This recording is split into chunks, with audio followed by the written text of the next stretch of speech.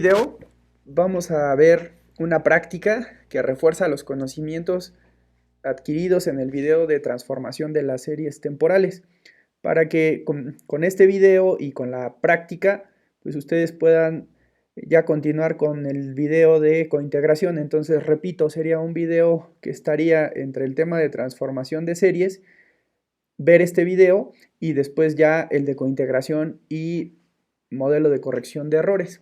Entonces, para esto les propongo hacer una práctica breve sobre las series de tiempo con todo lo que hemos aprendido. Entonces, vamos a hacer esta práctica conocida como la hipótesis de caminata aleatoria. Vamos a ver si se cumple esta famosa hipótesis en el mercado de cambios, en el cambio diario, en el precio, mejor dicho, de las acciones, y vamos a ver para algunas empresas si es que se cumple esta hipótesis o no se cumple esta hipótesis, ¿no? Alguna vez hemos trabajado, recuerdo, con esta base de datos. Son 7 empresas, las más importantes, y a estas empresas es a la que les vamos a aplicar ya todos los conocimientos que hemos adquirido en los videos previos, en las sesiones previas. Bien, pero antes de eso me gustaría también retomar otro conocimiento que también ya debemos tener del semestre previo, que es una prueba de Wald. Es decir, para poder comprobar si se cumple o no la hipótesis de eficiencia de los mercados, pues necesitaremos una prueba Wald.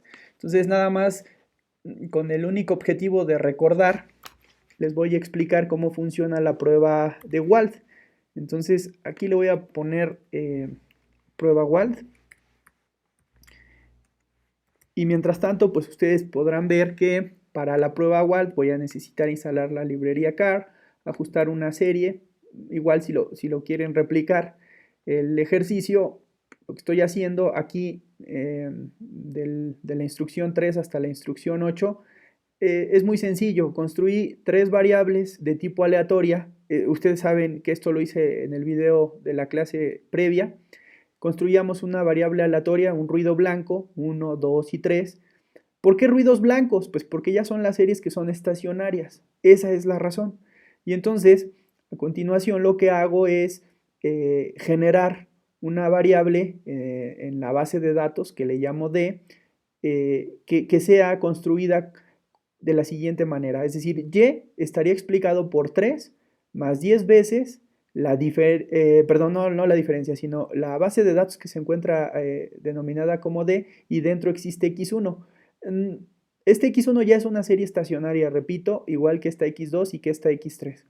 Sin embargo, aquí lo importante es lo que está en azul. Son los coeficientes de intersección y 1, 2 y 3 coeficientes de pendiente más un ruido blanco. Después, todo eso lo incluyo en una regresión que le voy a llamar M de modelo o modelo 1, y voy a decir que Y se ha explicado por X1, X2 y X3. En consecuencia, lo que debe de estar pasando es que como Y está construido en este sentido por 3 más 10 veces X1 más 9 veces X2 más 4 veces X3, pues estos resultados deben de ser pues bastante similares a esto que previamente he simulado, ¿no? A partir de aquí podríamos pues olvidar momentáneamente que hicimos esto, y entonces lo único que tendríamos es lo de siempre. Tú tienes una variable dependiente y tienes 3 variables independientes. Bien, pues entonces vamos a ver qué resultados obtenemos. Vamos a ver que el resultado que obtenemos a través de un summary, déjame cambiarle aquí por minúscula, summary, paréntesis M, es este resultado, véanlo ustedes. Y voy a poner aquí arriba estos. ¿Cuál es la pendiente? La pendiente, por así decirlo, este de aquí arriba es el comportamiento poblacional. ¿Por qué? Pues porque así es como realmente se comporta la población. Pero si nosotros extraemos una muestra, esa muestra entendida como estos datos aleatorios de 100 observaciones, pues lo que vamos a encontrar en una primera regresión es que si queremos explicar a Y, el valor va a ser 2.93, es decir, muy cercano a lo que nosotros tenemos como la estructura poblacional. Esta es la estructura poblacional, esta es la estructura muestral. Entonces, estos valores además son muy estadísticamente significativos, es decir, prácticamente arriba del 1%, es decir, esto es prácticamente cero.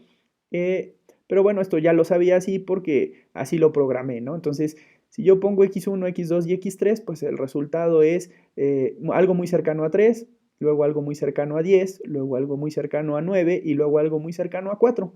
Esto lo hice a propósito para que ustedes vean que ahí los coeficientes de intersección y de las tres pendientes, pues son valores que ya sabríamos de antemano que sus valores poblacionales son 3, 10, 9 y 4. ¿Por qué hago esto? Pues bueno, porque creo que es la mejor forma de entender cómo funciona la prueba de Wald. La prueba de Wald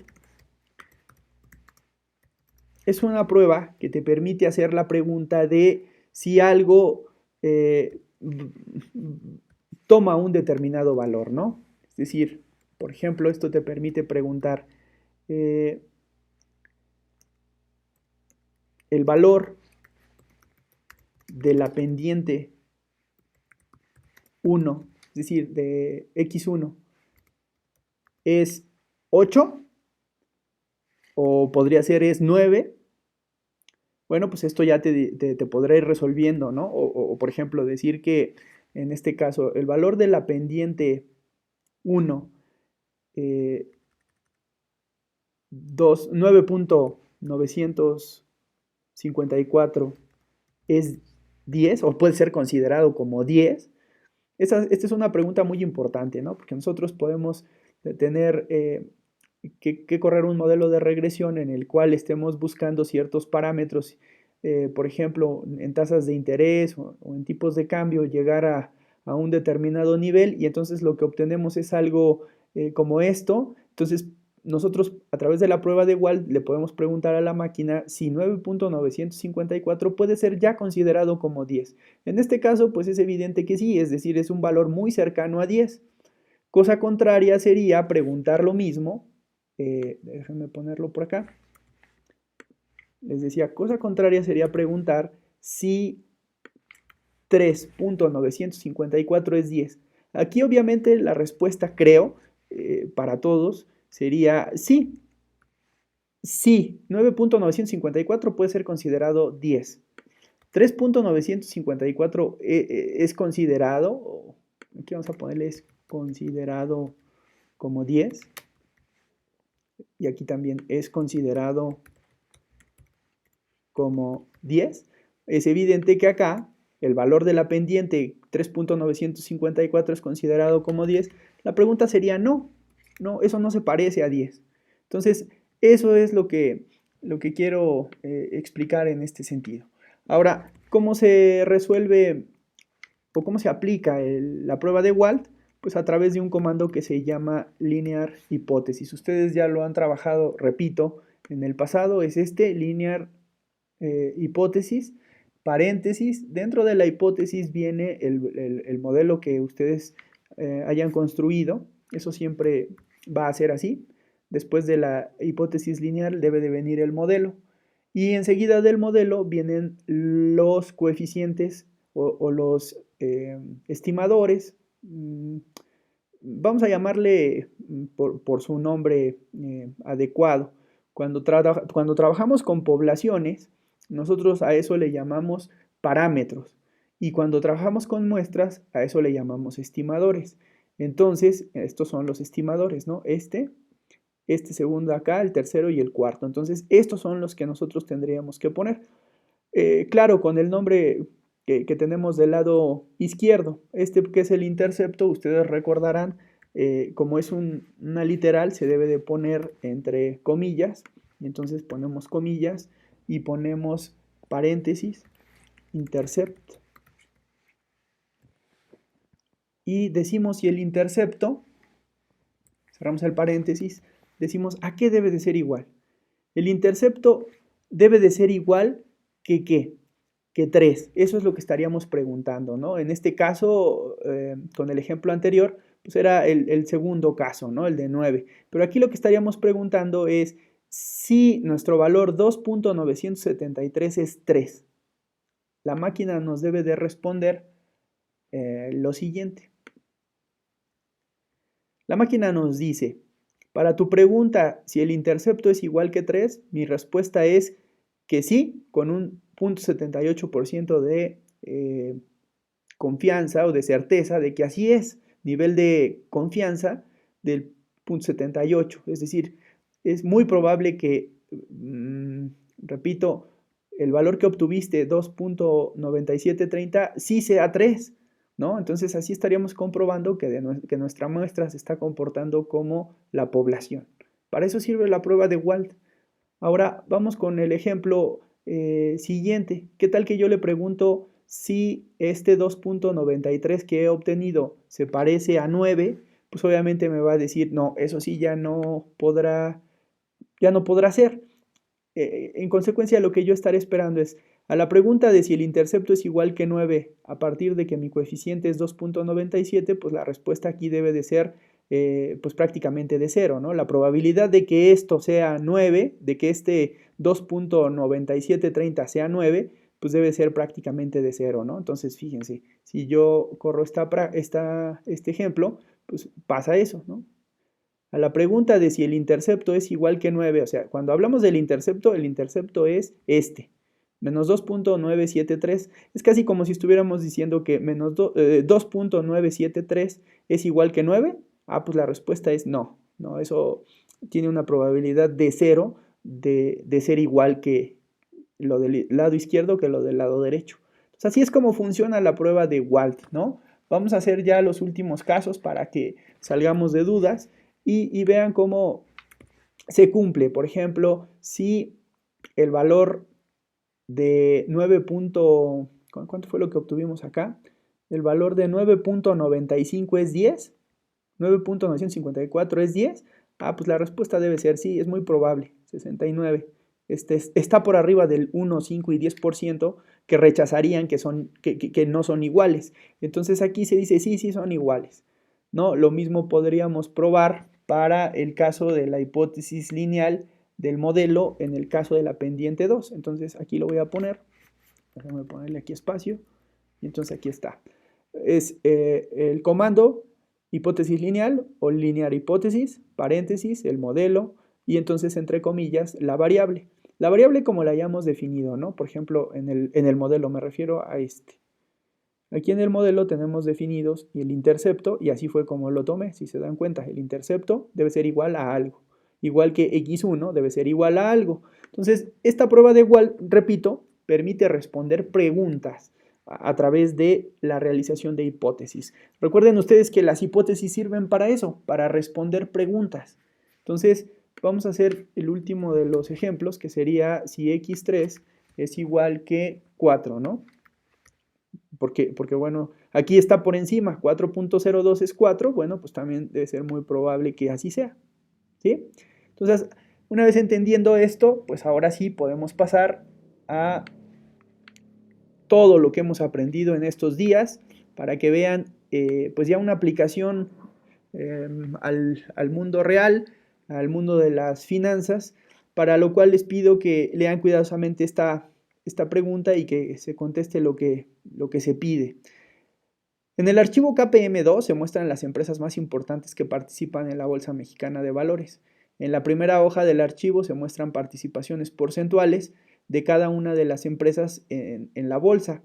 Y en la siguiente hoja encontramos el precio de cierre diario. Esta es en realidad la base que les comparto, el precio de cierre diario de las acciones que van de enero de 2003 a enero de 2004. Como se ha visto en clase, la hipótesis de caminata aleatoria supone que el cambio diario en el precio de las acciones tiene media cero, ya que, aquí está repetido esto, ya que si existe información relativa a una posible ganancia de capital basada en la compra de acciones y en el tiempo T y vendida exitosamente en T más 1, entonces la especulación eficiente del mercado la descontará en T. Expresado algebraicamente, esto significa el valor del precio de una acción hoy debe de ser igual al precio de la acción de ayer más un término de error, donde y es el logaritmo natural del precio de las acciones. Esto es importante. Aquí, por ejemplo, nos están indicando que a la variable en niveles se le debe de aplicar el logaritmo natural al precio de las acciones. Otra forma de escribirla en términos estadísticos es la siguiente, y esta les recordará mucho a la prueba Dickey-Fuller. Si a esta le aplicamos un incremento, se convierte en incremento de YT, y además le agregamos un intercepto, y a esto le restamos al valor inicial o al valor de niveles le restamos 1, el término de perturbación estocástica también se suma, pues entonces tendremos lo que se denomina como la hipótesis de eficiencia de los mercados. ¿Qué es la hipótesis de eficiencia de los mercados? Que el precio actual no esté determinado por el precio pasado, porque si eso fuera, pues entonces cualquiera podría ver el precio previo de las acciones y después saber qué es lo que va a pasar. Pero en un mercado eficiente se supone que el precio de las acciones debe ser totalmente aleatorio, es decir, debe de tener información que sea de manera aleatoria o que sea de forma estocástica para que nadie tenga ventaja sobre el conocimiento futuro del precio de las acciones, porque eso implicaría pues tener un mercado ineficiente en donde habría cierta tendencia para alguna especie de, para una cierta acción, para una determinada acción. Entonces, repito, si la hipótesis de eficiencia de mercado se valida, lo que debe de pasar es que gamma 0 debe de ser igual que 0 y que gamma 1 debe de ser igual que 0 igual también. En consecuencia, el comportamiento del mercado es puramente aleatorio, porque si esto es 0 y esto es 0, lo único que explicaría la tasa de crecimiento del precio de las acciones sería un comportamiento estocástico o puramente aleatorio, que es como debe de ser. Repito, es como debe de ser porque si no, estarías diciendo que el precio de ayer tiene injerencia sobre el precio actual. Entonces, el precio de las acciones tiene que ser totalmente aleatorio para que entonces todos tengan igualdad de oportunidades al momento de competir en la Bolsa Mexicana de Valores. Entonces, repito, si esto es 0 y esto es 0, en consecuencia el comportamiento del mercado es puramente aleatorio y por tanto es eficiente. Vamos a realizar las estimaciones econométricas de las 7 empresas más importantes que participan en la Bolsa Mexicana de Valores, que son América Móvil, Cemex, BBVA, Telecom, Teléfonos de México, Televisa, Walmart y nada más. Los datos se encuentran en el archivo KPM2 y ya están acomodados para su importación a R-Project. A continuación se presenta el código para la primera empresa, que es América Móvil. Entonces aquí está todo el código y aquí están algunos ejemplos desarrollados. Pero vamos a hacerlo ya de manera empírica en R, porque también a este código le quisiera agregar lo que acabamos de aprender. Me refiero, vamos a aplicar la prueba de Wald, pero antes de eso vamos a aplicar la prueba de raíz unitaria, para que vean cuál es la lógica dentro de la ejecución en el mercado financiero de las series estacionarias, ¿no? ¿Por qué no trabajamos con esta y por qué trabajamos con esta? Es decir, ya se da por hecho que la hipótesis de eficiencia de los mercados se valida sobre series estacionarias. Ahora van a ver a qué me refiero. Vamos a importar los datos de nuestra base que se llama KPM2. Y bueno, para eso voy a importar también algunas librerías que seguramente voy a utilizar, como son LMTest y CAR. Ya no las instalo porque, bueno, ya las tenía instaladas previamente, pero si ustedes no las tienen, aquí sería buen momento para que lo hicieran. Entonces, voy a ver que la serie de tiempo la tengo por acá, se llama KPM. La serie KPM es esta que está aquí. Y bueno, pues déjenme ver si la puedo abrir aquí rápidamente para que vean que se trata de el precio de todas las acciones que cotizan en la Bolsa Mexicana de Valores, además del IPC y CETES que aquí les pongo, ¿no? También podrían probarlo para los CETES.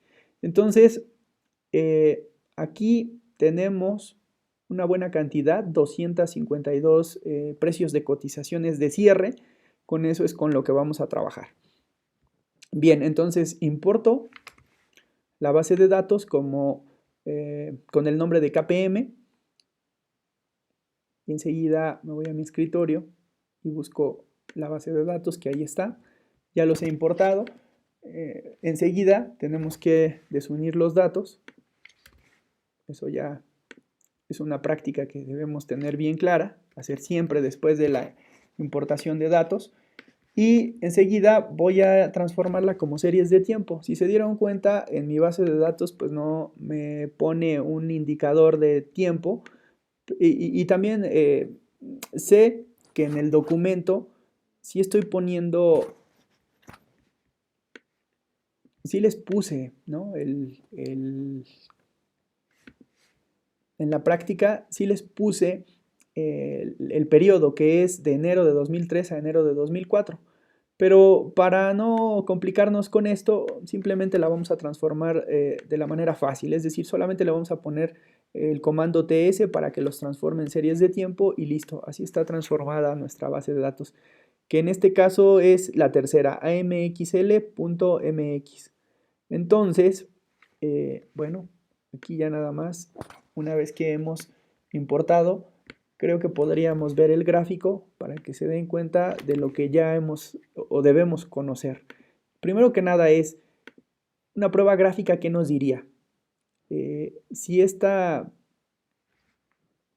bueno, a ver, espérenme, porque no he corrido esta.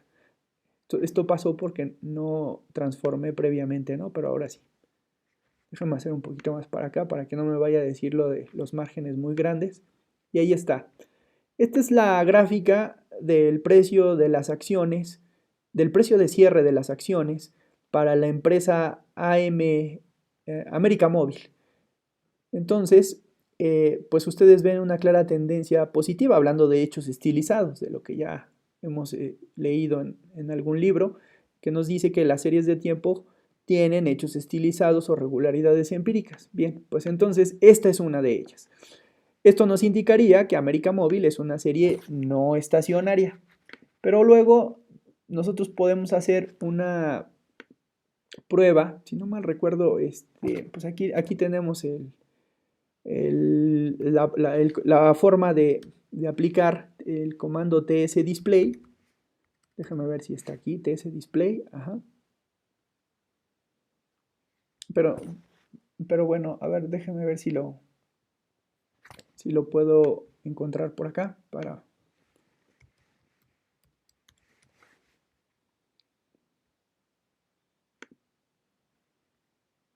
hacerlo más rápido.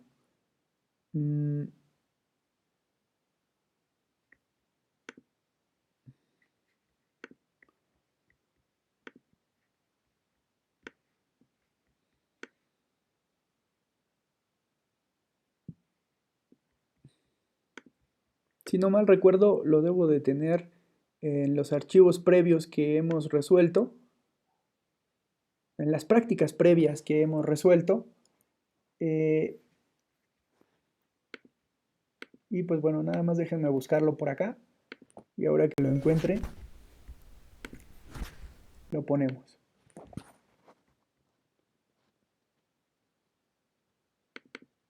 Sí, acá lo tengo. Bueno, aquí ya lo estoy abriendo. Aquí está, tsDisplay. Entonces, tsDisplay es simplemente copiar y pegar en nuestro archivo. Aquí lo voy a pegar. tsDisplay sobre el pip. Este fue el ejercicio anterior, el del pip, ¿no? Ahora le voy a poner AMXL como título, América Móvil. Y el número de rezagos, esto es porque esta función me va a dar los correlogramas, ¿no? De hecho, esta función me va a dar esta misma gráfica y además abajo los correlogramas. Entonces, nada más déjenme ver si lo corre. Si no lo corre, pues estará bien porque les podría explicar, si no lo hubiera corrido, les explicaría cuál es la librería que hace que funcione. Pero bueno, ya la tenemos, debe de ser car o lmtest. Entonces, ya que tenemos tsDisplay, podemos ver que la serie es no estacionaria. Pero repito, la principal de las pruebas creo que sería una prueba Dickey-Fuller aumentada. Entonces vamos a hacer una Dickey-Fuller rápidamente. El comando es adf.test. Es este de aquí, adf.test. Paréntesis, si no mal recuerdo, aquí va luego la base de la que hablamos, AMXL. Y después de AMXL viene coma, K igual trunc, paréntesis. Y dentro del paréntesis viene la longitud, length, paréntesis. de nuestra base que estamos utilizando, AMXL, y después de eso se le resta 1 aquí dentro, AMXL menos 1, y a esta se le pone una potencia de 1/3, ¿no? Y ese es el comando, ¿no? Entonces déjenme ver, aquí abrí 1, 2, 3 paréntesis, entonces aquí hay 1, 2 y debe cerrar el tercer paréntesis, ¿no? Entonces vamos a ver si lo corre. No, dice que hay un paréntesis que me está faltando, entonces nada más déjenme revisar. Sí, no, aquí no debe de ir este. Listo, ahí está la prueba Dickey-Fuller. La prueba Dickey-Fuller, como ustedes ya saben, lo voy a hacer un poquito más para acá, pues nos está diciendo rápidamente, ¿es esto estacionario? Bueno, aquí está la hipótesis alternativa. Es estacionaria, me dice que este valor me lleva a la región de aceptación, ¿no? Entonces acepto la hipótesis nula. Como esta es la alternativa y es estacionaria, pues la hipótesis nula será que es no estacionario. Y entonces se comprueba lo que ya veíamos en estas gráficas. América Móvil no es estacionaria.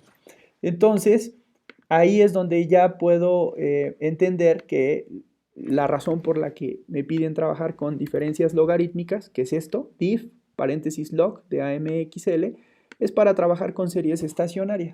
Entonces, la diferencia logarítmica de América Móvil es esa. Ahora voy a poner aquí también el logaritmo, digo para que si lo necesito lo tenga ya listo. Entonces así es como se crea el logaritmo de una variable y así es como se crea la diferencia logarítmica. Les decía en una clase previa que se lee de derecha a izquierda. Primero se lee que a la variable se le aplica el logaritmo y luego del logaritmo la diferencia. Entonces, ya que tenemos esta diferencia logarítmica, vamos ahora sí a aplicarle también la misma prueba para garantizar que esto ya sea estacionario. Fíjense, es tan sencillo como copiar aquí, pegar acá y decir, yo apliqué una prueba sobre AMXL, que sería la serie en niveles. A esto se le llama serie en niveles. Niveles cuando no se le ha aplicado ninguna diferencia. Diferencia, obviamente, cuando se le ha aplicado ya una primera diferencia. Entonces, esta sería primera diferencia. Y como es la primera diferencia, no es AMXL, sino es diferencia logarítmica de AMXL. De hecho, para que sea más claro, aquí le voy a aplicar la ADF al logaritmo y también a esta se la voy a aplicar al logaritmo. Entonces déjenme construir primero el logaritmo. ¿Por qué hago esto? Porque yo recuerdo que en la base o en la práctica me decían, trabaja con logaritmos, ¿no? Entonces, creo que por acá lo dice. Aquí está, donde y es el logaritmo natural del precio. Esa es la razón por la que estoy trabajando con el logaritmo. Entonces, en esencia, la gráfica se la tendría que aplicar al logaritmo, ¿no? Entonces, otra vez vamos con el proceso. Esta es la gráfica del logaritmo. Ahora sigue la TS display del logaritmo. Tampoco ha cambiado mucho. Y ahora viene la Dickey-Fuller del logaritmo. La Dickey-Fuller del logaritmo, otra vez, nos dice que esto es no estacionario, porque tiene un valor mayor que 0.01, 0.5 o 0.10, si lo quieren ver de esa manera. Ahora voy a aplicarle la misma prueba a la diferencia logarítmica de AMXL. ¿Saben qué? También podría convenir hacer lo mismo, o sea, una gráfica, comencé, pegamos, y también una TS display y pegamos. Y entonces ahora sí, también están las tres pruebas para la diferenciada. Entonces aquí sería diferencia logarítmica, aquí sería diferencia logarítmica y diferencia logarítmica. Ahí están las tres pruebas. La primera, esta es la diferencia, o también vista de esta manera. Ahí está, ya parece esto ser estacionario.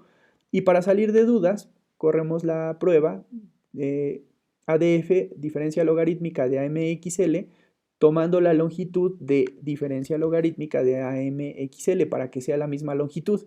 Y entonces le damos correr y entonces ahora vemos que la diferencia logarítmica de AMXL es... no, pero a ver, espérenme, déjenme correr aquí.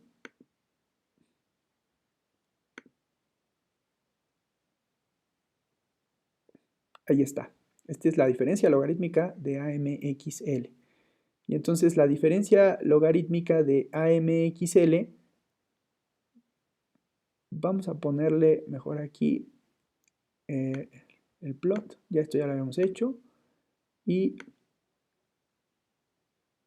el p-value me sigue dando que es no estacionario, cuando debiera ser ya estacionaria, pero vamos a poner una prueba aquí rápida, diferencia logarítmica de AMXL, solo así, adiós. Aquí quitamos esto, le damos run.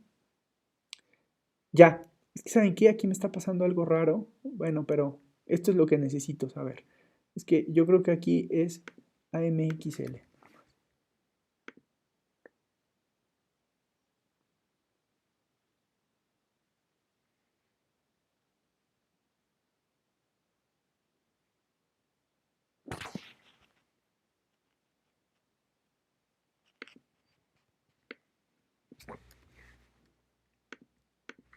Bien, a ver, permítanme aquí tantito.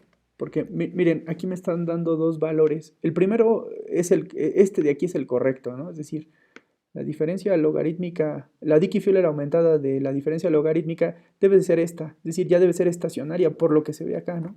Menos 7 con un orden de rezago 6 y un p-value de 0.01. Entonces nada más déjenme revisar la prueba Dickey-Fuller, que por cierto también la debo de tener aquí en la explicación de raíz unitaria. Entonces vamos a poner aquí Dickey-Fuller, aquí está.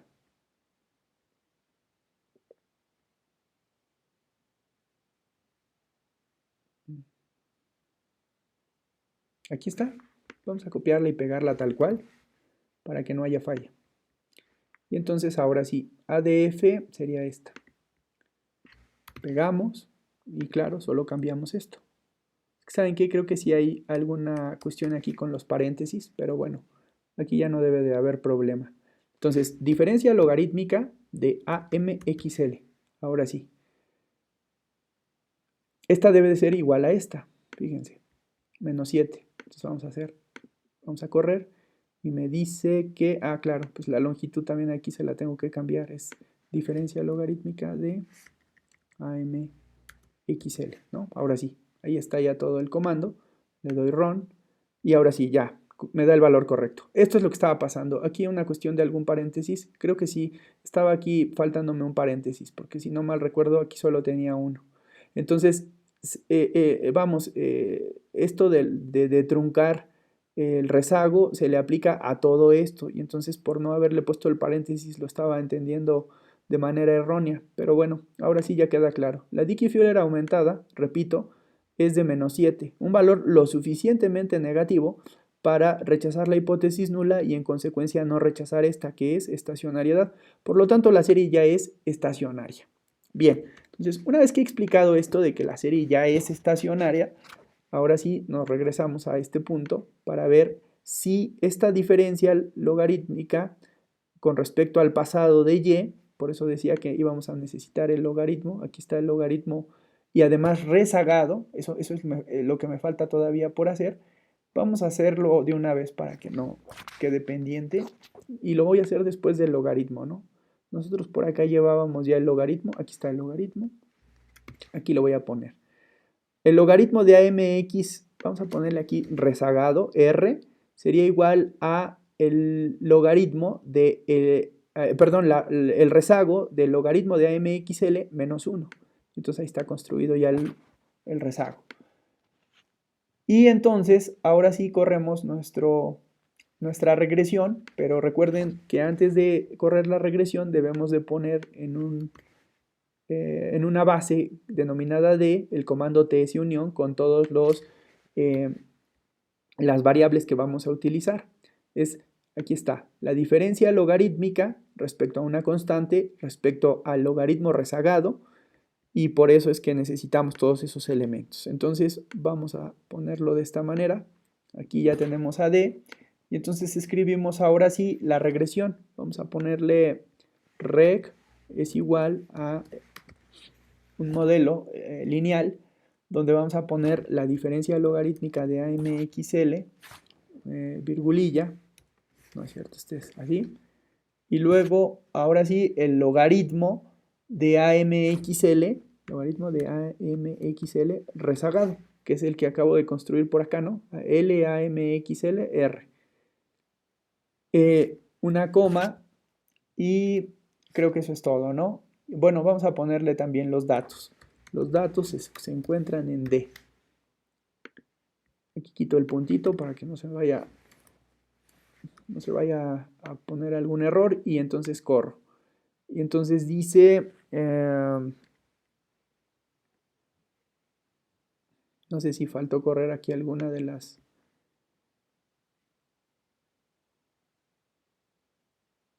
de los comandos.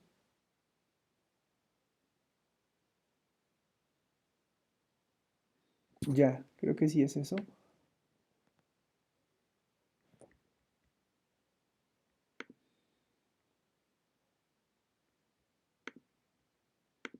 Déjenme correr este y correr este. Y ahora sí, listo. Faltaba uno de esos. Punto y coma, summary, paréntesis, reg. De una vez, para que nos diga el resumen. Y ahí está. Este es el resumen, ¿no? Y entonces, ahora sí, ya tenemos todos los resultados que necesitamos para correr entonces nuestra regresión. Y entonces, esta regresión es este ejercicio que tenemos por acá, ¿no? Déjenme hacerlo un poquito más para acá. Y esto quizá cortarlo para que se vea aquí del lado izquierdo y del lado derecho lo que hemos hecho. Del lado izquierdo tenemos exactamente este modelo, ¿no? Aquí está. La diferencia logarítmica de la variable sería esto. Esta es la diferencia y esta y es el logaritmo de una variable. En este caso es América Móvil. Está explicado en función de una constante que es el intercepto y que sería gamma 0 y de gamma 1 que sería el rezago de la variable en logaritmos, es decir, el logaritmo de AMXL rezagado un periodo. Y después nos pregunta si esto es 0 y esto es 0. Entonces, porque si esto es 0 y este otro es 0, entonces se cumple la hipótesis de eficiencia de los mercados. Entonces, aquí es donde recordamos lo primero que vimos. Aquí lo que tenemos que hacer es una prueba de Wald para determinar si este gamma 0 es 0 y este gamma 1 es 0. Eso lo hacemos ya de manera muy sencilla. Ustedes recuerdan que necesito el comando linear hipótesis sobre la regresión, una coma, sobre el intercepto para preguntarle en este caso si esto es 0. Porque si es así, pues entonces estamos en mercados eficientes, claro, cumpliéndose esta y la segunda. Entonces vamos a correr y vemos que la respuesta es, ante tu pregunta si el intercepto que es 0.001720, ¿eso se podría considerar ya como cero? Bueno, pues la respuesta es sí. El p-value es de 0.86, por lo tanto cae en la región de aceptación. Aceptamos que ese 0.0017 efectivamente es 0, ¿no? Entonces ahí está uno de los primeros, de las primeras pruebas. Luego, para la segunda, pues vamos a tener que copiar y pegar y solo cambiar aquí. En vez de ponerle el intercepto, lo único que yo tendría que poner es el nombre que le asigné. Es en este caso LAMXLR. Entonces, incluso de aquí ya lo copio y lo pego aquí, ¿no? Y le digo, es exactamente así. Y le doy correr y aquí me dice otra vez, si tu pregunta es si 0.0004, que es más 0 que este de arriba, es igual que 0, pues todavía la respuesta es más contundente. Hay un 0.91% de que así sea. Entonces, así es como nosotros comprobamos de esta manera, repito, aquí, si la hipótesis de eficiencia de mercado se valida. Si gamma 0, al igual que gamma 1, son 0, en consecuencia el comportamiento del mercado es puramente aleatorio y por tanto eficiente. Entonces, nos piden realizar las estimaciones para 7 empresas. Las 7 empresas, pues aquí están. No lo voy a hacer ya porque, pues, eso ya lo he hecho antes. Bueno, pues de hecho aquí está ya el resultado, los resultados, ¿no? Esto es para América Móvil. No es cierto, este es para BBVA. Aquí dice América Móvil, pero Después los resultados que veo es el de logaritmo no de América Móvil, sino de BBVA. Bueno, pues aquí está el otro ejemplo para BBVA. Entonces, aquí está uno que ya hicimos y el otro. En realidad este ejercicio nada más se quedaba en comprobar la eficiencia de mercados a partir de la regresión. Aquí ya no puse las pruebas de Wald, pero bueno, ustedes ya las vieron acá. Entonces, el objetivo de la práctica es que el discente aplique los conocimientos adquiridos en ecuaciones en diferencias en la práctica actuarial mediante una aplicación al precio de las acciones de la Bolsa Mexicana de Valores, además de recordar y aplicar comandos en lenguaje R para construir una estructura de series de tiempo, es decir, el comando TS que ya vimos, cómo estimar una regresión, el comando LM por el método de mínimos cuadrados ordinarios y que aprenda cómo se transforman las variables en logaritmos y en diferencias. Esto ya lo aprendieron en el video previo. Entonces, las diferencias logarítmicas, pues aquí están ya aplicadas por aquí, diferencia logarítmica, aquí está, diff, paréntesis log, paréntesis la variable. Y eso junto con, aquí me faltaría agregar que también lo que se está viendo es la prueba Dickey-Fuller aumentada, ¿no? Aquí ya en su versión correcta, adf.test, la variable, una coma, k igual a trunc, la longitud de la variable menos 1, potencia 1/3. Y bueno, pues aquí estaría la aplicación que hicimos de garantizar que esa serie es estacionaria. Y sobre esta serie que es estacionaria es donde aplicamos el modelo conocido como la hipótesis de eficiencia de los mercados. Entonces, ¿son eficientes estos mercados? Sí, porque ambos son cero. A través incluso ya ha demostrado de una prueba de Wald que estos son cero, los dos, ¿no? Es decir, tanto el intercepto como la pendiente. Y en este sentido, bueno, pues ya nada más lo que queda es que ustedes pues hagan lo propio con algunos otros ejercicios. Ojalá y pudieran hacer algunos ejercicios con las 7 empresas más importantes que cotizan en la Bolsa Mexicana de Valores y si no mal recuerdo, bueno, pues aquí están todas, ¿no? Está incluso los CETES, está Telmex, Televisa, está Electra, Bimbo, Cemex, etcétera, etcétera. Incluso está Pasco también. Debe de estar también ICA. Déjame ver si está ICA.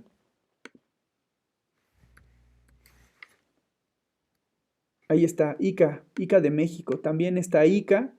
Esta es una de las principales empresas constructoras del país, ingenieros civiles asociados. Entonces, ojalá pudieran hacer los ejemplos con estas variables que les estoy sugiriendo. Es decir, me refiero a estas 7, que ya en su momento recuerdo que las hicimos en análisis de regresión. Entonces, para que sea una nueva, pues que la pudieran hacer con ICA Fluor Daniels. Entonces, ICA.mx sería el comando de identificación. Y bueno, pues esta es la práctica que quería mostrarles el día de hoy, en donde si se dan cuenta, pues ya empezamos a conjugar todo lo que venimos aprendiendo, no solo de este semestre, sino de semestres previos. Repito, este ejercicio me sirve mucho ya para ver en la práctica cómo es que podemos llevar a cabo los conocimientos, mejor dicho, aplicar los conocimientos que ya sabemos, ¿no? Para garantizar que las series no van a ser espurias, que las regresiones no van a ser espurias, que podemos incluso ya probar hipótesis pues, más complejas, que podemos también transformar series para convertirlas de no estacionarias a estacionarias, para identificar las pruebas que se realizan para saber si una serie, repito, es estacionaria o no estacionaria, y comandos de regresión, ¿no? El comando LM para correr una regresión. Entonces, pues bueno, creo que ya queda lista nuestra práctica y repito, este es un video que va a tener que encontrarse después de las transformaciones de las series y antes de cointegración. Entonces, pues les agradezco mucho su atención para este video y por cierto también les voy a mandar la base de datos para que si ustedes quieren replicar el ejercicio pues lo puedan hacer sin ningún problema.